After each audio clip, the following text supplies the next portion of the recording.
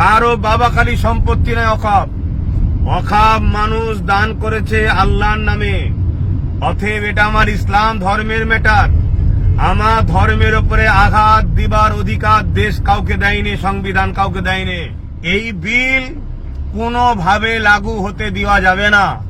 আর এই বিল যদি লাগু হয়ে যায়, দোদকে মরার থেকে একেবারে মরে যাওয়া ভালো।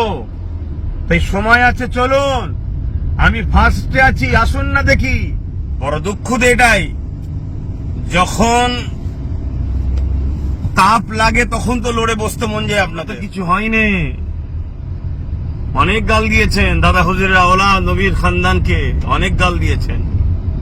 সেই দুঃখগুলো ভুলে যায়নি, কথাগুলো ভুলে যায়নি। সেকুলারের নামে যেসব রাজনীতির দলকে ভোট দিয়ে ক্ষমতায় এনেছি, তাদেরকে একটু বলুন না লড়ে চড়ে বসতে। আজকে পুরো দেশ জুড়ে ওয়াকফ সম্পদের যে বিল যদি পাশ করে ফেলে, আমার মুসলিম কম আমি বলছি, আমরা দিশেহারা তো এমনি হয়ে আছি, আরো দিশেহারা হয়ে যাব। আসসালামু আলাইকুম ওয়া রাহমাতুল্লাহি ওয়া বারাকাতুহু। দূরে কাছে যে যেখানেই আছেন, সকলের উদ্দেশ্যে একটা কথা। দেখুন, অনেকে আমায় ফোন করছে বা আমার পেজের অফিসে জানাচ্ছে যে আজকে পুরো দেশ জুড়ে, আমার মহান ভারতবর্ষে, এই যে বিজেপি সরকার একটা ওয়াকফ সংশোধনের বিলের নামে 2024, যেটাকে ওয়াকফ সম্পদকে গ্রাস করার বা নিজেদের আয়ত্তে আনার ষড়যন্ত্র যে করছে, সেটাকে নিয়ে আমার বক্তব্য কি, আমার কোন রকম সেরকম বাইট কিছু দেখছেন অনেকে জিজ্ঞেস করছে। দেখুন, দুঃখ লাগে এটাই যে আজ আপনারা ভাবছেন, আমি বিগত 3-4 বছর ধরে বলছি, এমন একটা দিন আসছে সবকিছু আমাদের হাত থেকে বেরিয়ে চলে যাবে। আমি তো ওয়াকফ সম্পত্তি নিয়ে কলিকাতা রাজপথ থেকে শুরু করে বাংলার অলিতে গলিতে 3-4 বছর ধরে আন্দোলন করছি যে ওয়াকফ সম্পত্তি এটা মুসলমানদের ব্যক্তিগত সম্পদ। এটা মানুষ দান করে মহান স্রষ্টা রব্বুল আলামিনের নামে। অতএব এটাকে কখনোই কোনো সরকারের হস্তান্তর হতে পারে না। কিন্তু আমরা বিগত দিন থেকে দেখে আসছি, প্রতিটা সরকারই যখন ক্ষমতায় আসে, ওয়াকফ সম্পত্তির কোটি কোটি টাকা তারা লুটপাট করে, সম্পদকে বিক্রি করে দেয়। তার বিরুদ্ধেও তো আন্দোলন করে আসছি। তাই আমি বারবার বলেছিলাম যে আসুন, ঐক্যবদ্ধ হন, সংগঠিত হন, নিজেদের সম্পদ নিজেরা দখল করুন, নিজেদের ধর্মীয় এটা বিষয় নিজেরা রাখুন, নিজেরা পরিচালনা করুন, নিজেরা এর তত্ত্বাবধান করুন। কিন্তু অনেকে তোমাকে গালিগালাজ করেছিলেন, অনেক সমালোচনা করেছিলেন, অনেক কিছু বলেছিলেন। হ্যাঁ, আজকে আমার বাইট দেখতে পাচ্ছেন না, কিন্তু লক্ষ লক্ষ মানুষের কাছে আমার সংগঠনের মাধ্যম দিয়ে তাদেরকে এই যে আজকে 2024 ওয়াকফ সংশোধনীয় বিলের নামে বিজেপি সরকার যে সংবিধান বিরোধী যে বিল পাস করার জন্য ঘৃণা চক্রান্ত করছে, তার বিরুদ্ধে ফুরফুরা আহলে সুন্নাত ওয়াল জামাতের লক্ষ লক্ষ যুবকরা, বাপেরা মায়েদের দ্বারা আমরা বাড়ি বাড়ি গিয়ে আমাদের সংগঠনের মাধ্যম দিয়ে ওই স্ক্যান করে, যেটা মুসলিম পার্সোনাল ল বোর্ড চেয়েছে, পাটাবাদ যে ব্যবস্থা করতে বলেছে, সে কাজ অলরেডি আমাদের চলছে। বড় দুঃখ তো এটাই, যখন তাপ লাগে তখন তো লড়ে বসতে মন যায়। আপনাদের ফোন করে অনেকে সমালোচনা করছেন। হ্যাঁ, দেখুন,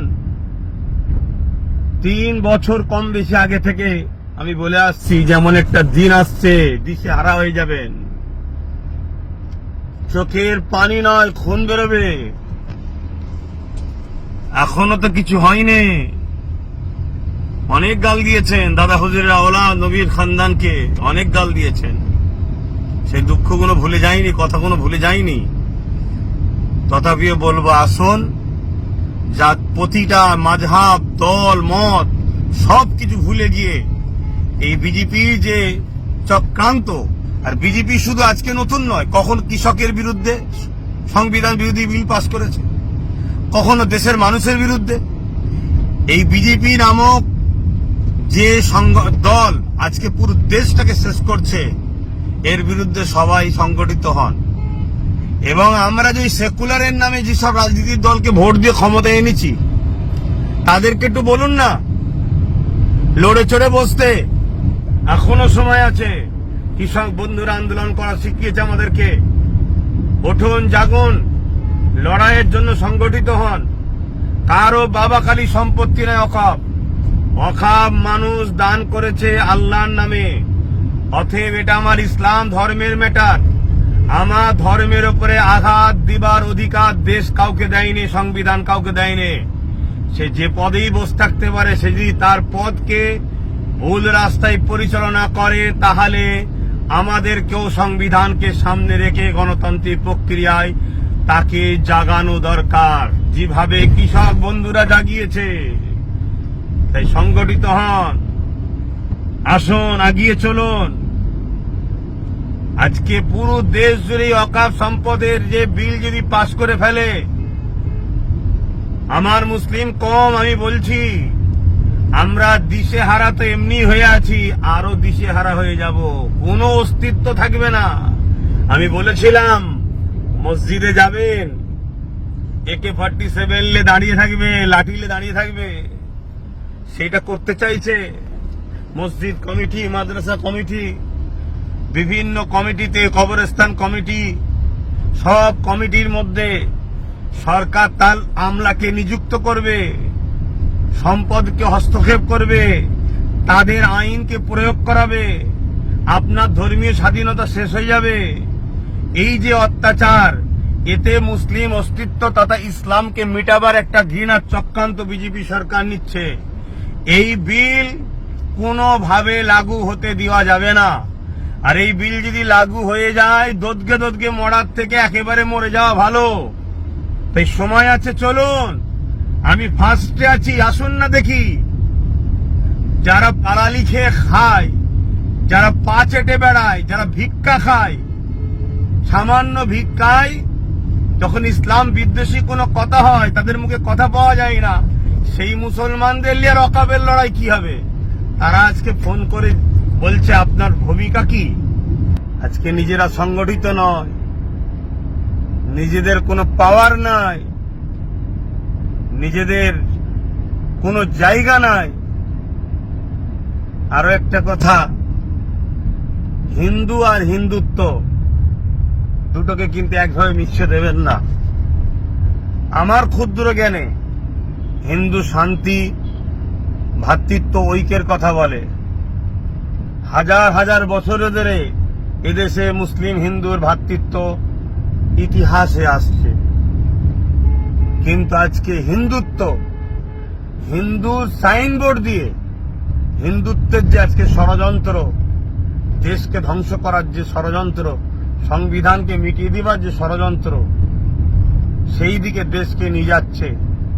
তাই ইসলামের ঐতিহ্য, 400-500 বছরের ওয়াকাফ স্টেট, ওয়াকাফ সম্পত্তির মসজিদ যা আছে, সেগুলোকে বিরান যদি না করা যায়, তাহলে এটা একটা কিন্তু আপনার আমার জন্য একটা প্রমাণ দিচ্ছে যে এই দেশে হাজার হাজার বছর ধরে আমাদেরও পূর্বপুরুষরা চলে আসছে।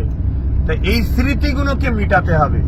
মিটানোর জন্যই আজকে এই ওয়াকাফ সংশোধনী বিলের নামে ওয়াকাফ সম্পদকে হস্তক্ষেপ করার, নিজেদের দখলে নিবার একটা ষড়যন্ত্র বিজেপি গভর্নমেন্ট করতে চাইছে।